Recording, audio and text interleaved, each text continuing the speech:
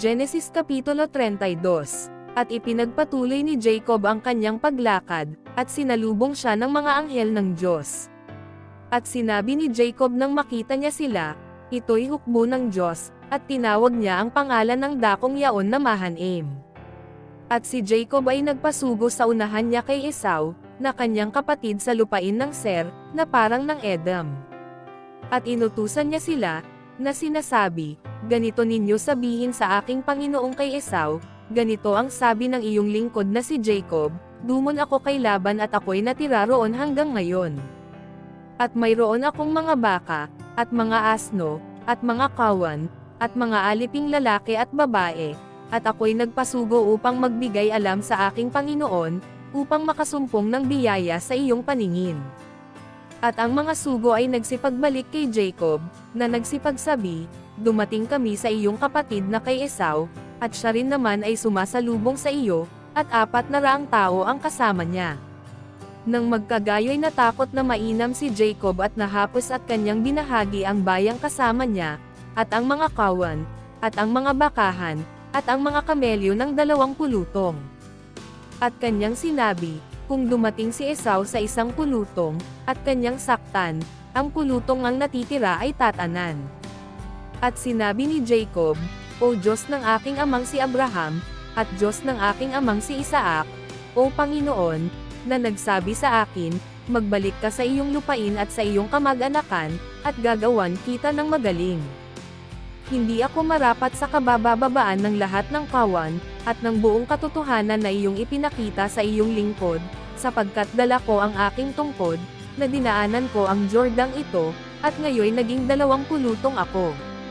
Iligtas mo ako, ipinamamanhik ko sa iyo, sa kamay ng aking kapatid, sa kamay ni Esau, sapagkat ako'y natatakot sa kanya, baka siya'y dumating at ako'y saktan niya, ang inapati ng mga anak. At ikaw ang nagsabi, tunay na ikaw ay gagawan ko ng magaling, at gagawin ko ang iyong binhi na parang buhangin sa dagat, na hindi mabibilang dahil sa karamihan. At siya'y nagparaan doon ng gabing yaon, at kumuha ng mayroon siya na ipagkakaloob kay Esau na kanyang kapatid. 200 kambing na babae, at 2 pang lalaking kambing, 200 tupang babae, at 2 pang tupang lalaki. 3 pang kamelyong inahin na pati ng kanilang mga anak, 4 na pang baka at 10 pang toro, 2 pang asna at 10 pang anak ng mga yaon. At ipinagbibigay sa kamay ng kanyang mga bataan, bawat kawan ay bukod, at sinabi sa kanyang mga bataan, lumagpas kayo sa unahan ko, at iiwanan ninyo ng isang pagitan ang bawat kawan.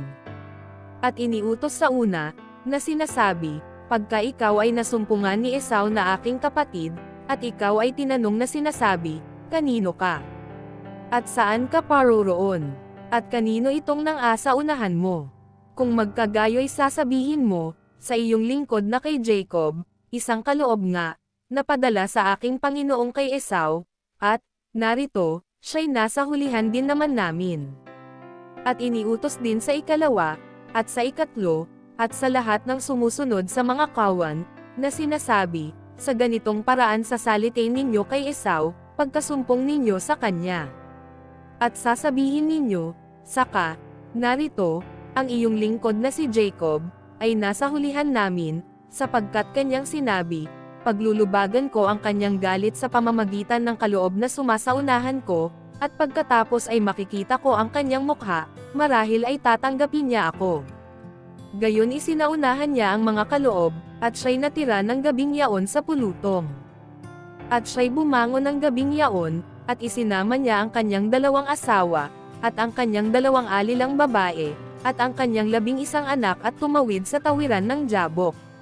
At sila'y kanyang isinama at itinawid sa batis, at kanyang itinawid ang kanyang tinatangkilik. At naiwang mag-isa si Jacob, at nakipagbuno ang isang lalaki sa kanya, hanggang sa magbukang liwayway. At nang makita nitong siya'y hindi manig sa kanya ay hinipo ang kasukasuan ng hita niya, at ang kasukasuan ni Jacob ay sinaktan samantalang nakikipagbuno sa kanya. At sinabi, bitawan mo ako, sapagkat nagbubukang liwayway na. At kanyang sinabi, hindi kita bibitawan hanggang hindi mo ako mabasbasan. At sinabi niya sa kanya, "Ano ang pangalan mo?" At kanyang sinabi, "Jacob." At sinabi niya, "Hindi natatawaging Jacob ang iyong pangalan, kundi Israel, sapagkat ikaw ay nakipagpunyagi sa Diyos at sa mga tao, at ikaw ay nanag." At siya'y tinanong ni Jacob, at sinabi, "Ipinamamanhik ko sa iyong sabihin mo sa akin ang iyong pangalan." At kanyang sinabi, "Bakit nagtatanong ka ng aking pangalan?" At siya'y binasbasan doon. At tinawag ni Jacob ang pangalan ng dakong yaon na Penil, sapagkat aniya'y nakita ko ang Diyos ng mukhaan, at naligtas ang aking buhay. At sinikatan siya ng araw nang siya'y nagdadaan sa Penuel, at siya'y napipilay sa hita niya. Kaya't hindi kumakain ang mga anak ni Israel ng litid ng balakang na nasa kasukasuan ng hita, hanggang ngayon, sapagkat hinipon ng taong yaon ang kasukasuan ng hita ni Jacob, sa litid ng pigi.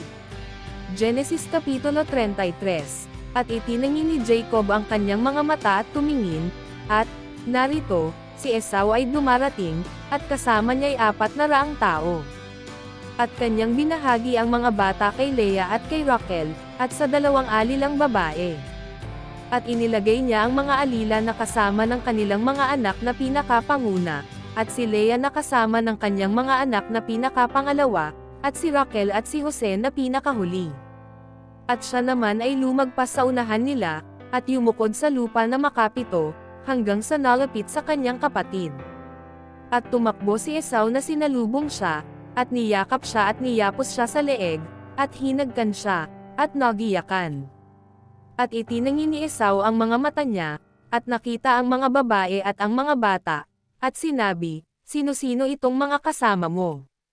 At kanyang sinabi, "Ang mga anak na ipinagkaloob ng Diyos sa iyong lingkod." Nang magkagayoy nagsilapot ang mga alilang babae, sila at ang kanilang mga anak, at nagsiyukod. At lumapit din si Leah at ang kanyang mga anak, at nagsiyukod, at pagkatapos ay nagsilapot si Jose at si Rachel, at nagsiyukod. At kanyang sinabi, "Anong palagay mo sa buong karamihang ito na nasumpungan ko?" At kanyang sinabi, "Nang makasundo ng biyaya sa paningin ng aking Panginoon." At sinabi ni Esau, "Mayroon akong kastiya, kapatid ko, ariin mo ang iyo." At sinabi sa kanya ni Jacob, "Hindi, ipinamamanhik ko sa iyo, na kung ngayon nakasundo ako ng biyaya sa iyong paningin, ay tanggapin mo nga ang aking kaloob sa aking kamay, yamang nakita ko ang iyong mukha, na gaya ng nakakakita ng mukha ng Diyos, at ikaw ay nalugod sa akin. Tanggapin mo, ipinamamanhik ko sa iyo, ang kaloob na dala sa iyo, sapagkat ipinagkaloob sa akin ng Diyos, at mayroon ako ng lahat." At ipinilit sa kanya, at kanyang tinanggap. At kanyang sinabi, "Yumaon tayo at tayo'y lumakad, at ako'y mangganduna sa iyo." At sinabi niya sa kanya, "Nalalaman ng aking Panginoon na ang mga bata ay mahihina pa at ang mga kawan at ang mga baka ay nagpapasuso, at kung ipagmadali sa isa lamang araw ay mamamatay ang lahat ng kawan.